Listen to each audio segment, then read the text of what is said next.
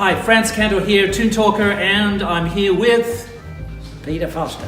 Right, and we're going to be talking about Ballantine, which is his seminal work, his comic strip, and all things Peter Foster in a second. So, Peter, we're going to have a talk. We're going to have a talk about this. This is an unpublished page of something that is probably more in line with Mad Magazine. Yes. And you've got here The Ghost Who Limps, so it's kind of a mad send-up or mad style send-up of the Phantom. Yeah, and also a country practice which was a very much Popular, loved so you can see these characters story in there. in the country hospital. Yes. Yes. So, yeah. Great. Actually, these are characters from the show. Some of them. They look like characters from the show. Yes, they it's are. a little bit of a nice... not that I'm a great caricaturist, not like you and some of the other guys like forever. Yeah, I can recognise them though. That's the main thing. But the the combination of a comic strip and a TV series, gave room and opportunity for having some pretty mad things. There's the Wombat from the show. Yeah, the Wombat. Wandering Valley instead of Wandering Valley. Yeah. And I've noticed here it looks like almost you're doing your own Sergio Aragone's border cartoons to fill in. Yes. You're not even waiting for Sergio's input. You're doing your own stuff. That's great. All right, so these are some of the again, these are unpublished, right? But these are pages. Just to give you an idea, these are roughly about A2. Bigger than A3, so they're bigger than A3. They're quite a nice style. What do you work in, Pete? What's your... My original way of doing things was to draw on bond paper with pencil and then use a light box and put the finished art paper over the top and ink. Trace over it ink, clean up. Yes, that's right. And that way, and because my pencil drawings were pretty accurate from the start, there were hardly any pace, I didn't have to go back with the process white to get rid of mistakes and stuff like that. Because it came out very nicely. So but this then is after a while, what paper? This is Strathmore or something, or what is this? Illustration paper. No, it's a fine. It's what was it called? A fine art. Art paper. It was just called art paper, I think. Right. Yeah, I think they but this wasn't traced. So it would be. They call this a ceramic finish. Because it takes a hard pen scratch line. Yes, without breaking. That's right. Without breaking the paper, so it's got a hard. Indeed, and I can push on the pen to get a thin to thick line. Thin to thin in the one stroke. Exactly. So am I right in assuming that you use predominantly pen for this work, or is it brush? I started off with pen, but I came back with the brush. With the brush, because I wanted to make some lines. So all these feathered cross hatchings, they're all pen. Yeah, they're all pen, and for the heavy blacks are all done with the brush, of course. Yes. And these beautiful folds, the fill-ins, they're all brush. Yep. Now underneath, I've noticed, like an animator, like myself, I use blue pencil. Yeah, this was the next stage that I got into when I thought, this is dumb using a light box, Yeah. I was double the work. Yeah. So I thought, right, straight on, we'll use the blue pencil process. Yeah. Wow. The trouble is, when you did a beautiful photocopy of it, all the blue pencil lines that weren't supposed to be picked up got picked up and ruined the photocopy. Yeah, exactly. So then in the long run I thought, no. And of course now with Photoshop it's very easy to drop it out in channels. Yes. Yeah, look at this. You must have enjoyed this. This is like Eisner. I thoroughly enjoyed doing it. This is like Eisner. Coming up with stupid names for the unions. Yeah. I love making up names for characters. Yeah. What's his name? Oh, he's Salmon. Salmon. Yeah. Beautiful. And that's Detective what we're talking John about. Salmon. Yeah, Detective John Salmon, yeah. Story and art. Peter Foster. So you wrote this. This is, I wrote it, yeah, but this is not like a writer should do. In other words, I just started like this and Yep. it kept on building it throughout the drawing kind Yep, of thing. yep. And there's no plot to it. Yep. And I have no idea what it was going to end up as, which a proper storyteller wouldn't do. Right, of course. Yeah, but it's one way because you're a visual storyteller. You tell a story differently. Yeah, that's right. Now, your shadows again, mate. This is very, very interesting to me because I'm looking at this and I'm reading a lot of EC horror comics. Really? Yeah, Yeah. because see how the starkness of those expressions with the shadows, the chiaroscuro. Yeah, the chiaroscuro. Yes. Yeah. So if you guys love film noir and chiaroscuro, Yes, and This- Caravaggio. Caravaggio's paintings, Yes, beautiful. his Yeah, paintings were. yeah, a whole scene lit by one candle, He which was you the can't first see. to do it, really, Yes. wasn't he? Yeah. Yes. yes. Extremely, very, very dramatic. Very, very dramatic. And characters. I love to make characters. Yeah.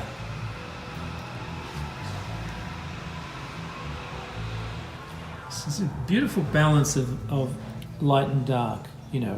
I mean, even like the shadows of the brick wall, where you've left the render, the cement render in negative. So this is, of course, very reminiscent of Eisner, where he used to use the light and dark for almost a decorative effect, not just for shade. Yeah, that's right. Yeah. That's right. And course, I had a book of his Yep. that gave a lot of ideas about how to do comics and strips and stuff like that. Yep. And especially with shapes of frames, which don't show up too Yep. much in this stuff. Yep. But you know, I love to make it so that there's a created little by- bit coming in. With Yeah, well, there's theirs, an you open know. panel. Yes. And he'd talk beautiful. about that, open panelling. Yeah. And also people leaning out of the frame. Yeah, Things like that, you know, that really sort of... things that give variety to the storytelling, the Yes, visual yes. storytelling. Yeah, it's great stuff. Well done. And I've met him twice, 3 times, Right. I think. Yep. The first time was when I went to England, or not, when I was living in England with my family. Yep. And working with DC Comics. Yep. DC Thomson Comics, not DC. Yep. And 6 of us, the other guys were 5 English guys. Yep. We went to an American awards dinner night, you know. Yep. And just because you could go anywhere, you know, pay your own way and everything. Yeah, yeah. And he was at the table that I was given to sit at. Wow. That was the first time I met him. Yeah. And at that stage, I had nothing to show him, you know. Yeah. But then he came to Sydney in, I think it was 1986, the comic convention in that's which right. I was at. The Opera House. Yeah, the Opera House, 1986. And I met him again there. Yeah. And I was in... He was a lovely guy, very approachable. Absolutely. And, Yeah. and so wonderful with the young ones that were all wanting to show their goods to him, you know. Yes. He was so encouraging and, you know, there was nothing negative about the guy. Yep. He was really good. So if you have a look at the backgrounds here, I've noticed you use a combination of actual sets with a very small level of perspective, but also still correct. But then you start to use patterns, which are not solid colours. They're just like almost like dark half-tone patterns, very close hatching there, just to give contrast to the hair and make the characters pop out more. And even like vignettes like this, where you've actually cropped the shoulders or the chest of the character out, and you've got like all of these, you know, solid colours, solid blacks to hold the freeze frame the action. Yes. Freeze frame the action. And you've actually done this. I tell my students all the time, the drawing students, you know, try to don't have your figures isolated on a page, like floating there in space. Yeah. Just sort of lock them into place with some form of device, Yes. whether it be a frame or a shape, a geometric shape, anything at all that gives you, it implies like negative space and some compositional choices and elements, so that you can attract the eye to certain points, you know. You sound like an excellent teacher. Oh, thank you very much. Again, look at these beautiful pencil lines underneath. I'm going to close right up on this. Look at this. Look at this. So there's two reasons for using color pencil. One is that it can, when you photograph it, you can drop it out. Yeah. The other reason is, believe it or not, it slides on paper beautifully, much better than graphite. Graphite has a drag. It has a little bit of a drag, but it also gets very smudgy because it's a very soft and it has a metallic sheen to it as well, which is a little bit distracting. You know, I hate using graphite under ink because it's smudgy and dirty, whereas with the blue you just leave it. You know, because it's light enough for you to ignore. You just ignore it. Yeah, that's right, yes. But talking about this kind of patterning, when you come to colour it in, it looks very muddy. So what I do sometimes, not all the time, is I change the black of that into a blue or a green. In Photoshop? Yes. Beautiful. Just for that hatching part. Or isn't Photoshop wonderful for something? Oh, it's great. Also to get, I'm just wondering if can we go back to the Ballantine book again, because the Ballantine book. Show me that. That will. Make the point. Yes. Sure. At the front, I think we might have something here to get some aerial perspective in the works. Here, for instance. Right. So the background of the huts in the Quonset huts or whatever they are in the background. They were black in the first place. Yes. So and you drop them out so to give them like a mist or a sense of distance, because of loss of detail and loss of intensity. So the contrast is knocked back. Yes. So if you're doing this in black and white, of course you just put white zip tone over the top. Which will knock the line back. Yes, that's right. But it's much easier like that. I've noticed you've done that quite a lot, especially for jungle, which is I think you need a sense of space for a lot of the that's right. The trees and things in the background. Oh, look at that! There you go. So see how much that pops.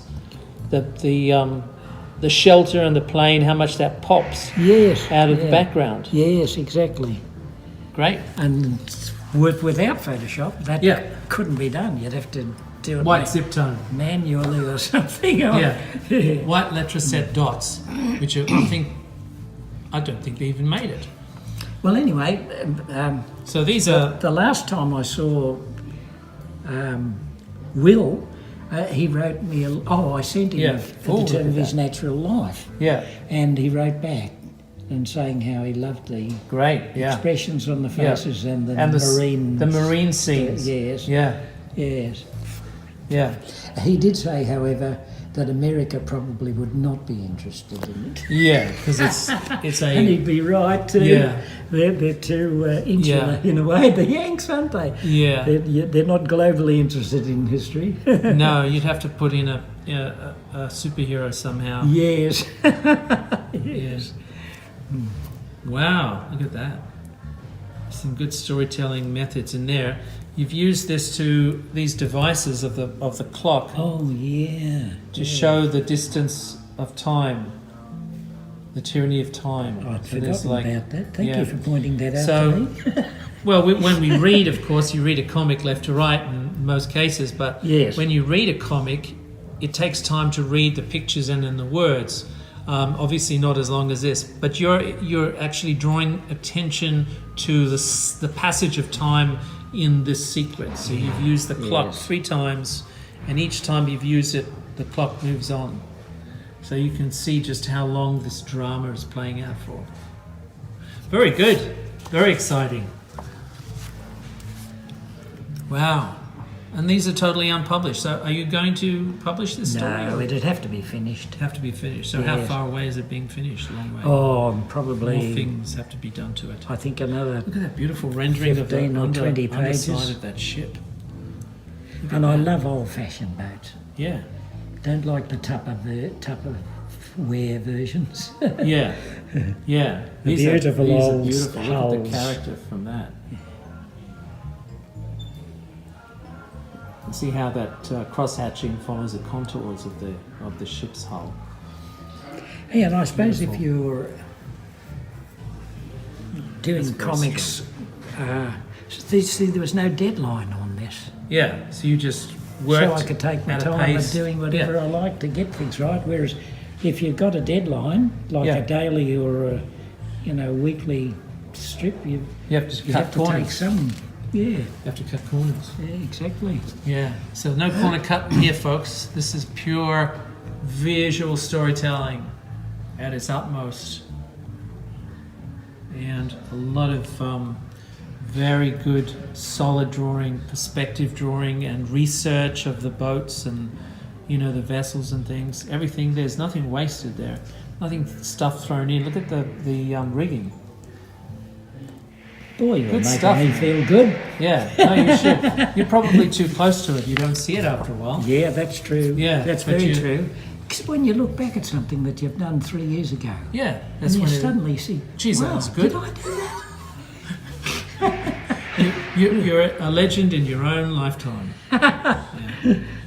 Oh, look at this. Look at this. Beautiful choice of expression there. If you're looking at somebody who wants to be, you want to draw somebody snooty. There you go. Fantastic. So look at the comedy in that. It's brilliant. The angry fat guy and the the skinny tailor. Look at that. These are all tropes. These are all like character tropes that you work with. I mean, character tropes, if you look at things like Dick Tracy, Yes. they're a lot of fun, but the hard thing, I was telling my students about Dick Tracy because in the 1930s when they were developed, they cut a lot of corners, they crammed a lot of words into the panels. Yeah. And the drawing, I think, suffered because most of the shots of Dick Tracy were from profile. They were profile shots. Right, so not a lot yes. of modelling or No. convincing three-dimensional turns or drawings Indeed, of yes. Dick Tracy himself. And the other thing is they were trying to keep the exact look of the character. Yes. Now, I fail sometimes in this. Yeah, off Very character, often. off model. They call it off model. for Yes, anime, yes. Yeah. I don't get it right all the time, you know? Yeah, no, it's but if it's part of the storytelling, the visual storytelling, I think it's perfectly understandable. Well, I certainly wouldn't Well, you certainly give up. know how to draw ships. I must compliment you on that. You know, my dad used to be the secretary of the Sandringham Yacht Club, Yeah, but he never owned a boat in his life. yeah, But we could get out on the boats just the same yeah, because of his position. yeah. And He's a- he was he's a sailor. great- He was he's a real great- sailor, my dad. Yeah. Wow. Very, very cool. Very cool indeed. With cars, I trace them off a photograph often. Yeah. Not always, but Well, cars are hard to draw, especially modern cars, because they have very distinctive contours, like VWs. yeah. Any wrong move and it's a Buick. You're in trouble. Because naturally it dates the story. Of course it does. Yeah, it certainly would. This is almost a 19 early 80s. Yes, that's right. Yeah. Again, strong drawing.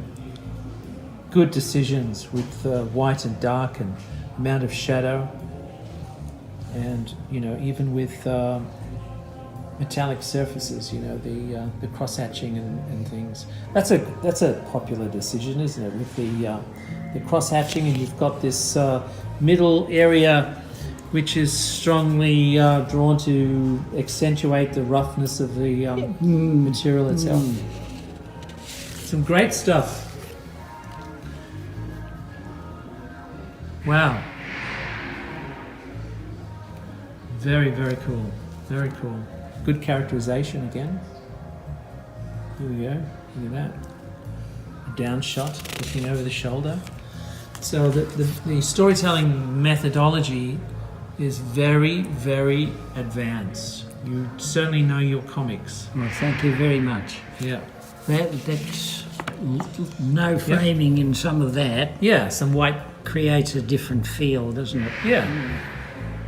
So it contrasts beautifully against the black backgrounds of the other panels. And then we got a floating black shape there to have the words contrast. You know what Jimbo calls me? Jim Bridges? Jim Bridges, yeah. He said, originally he said, I'm a black and white man, a real black and white man. Black and white art, yeah. And I said to him one day, I think I'm a black and black man, actually. Black and black, yeah. But he doesn't want me to colour in things because he loves black and white. Well, exactly. Well, you can really see the drawing quality and the contrast and the choices that you make for storytelling without the use of colour. This is how masters do it. This is how it's done. So, Peter, thank you so much for this wonderful discussion and seeing your work. It's been a great thrill. You are welcome, and I've learned a lot too. Awesome, fantastic. Thank you very much. All right, we'll Good see you on soon. Your friends. Thanks, mate.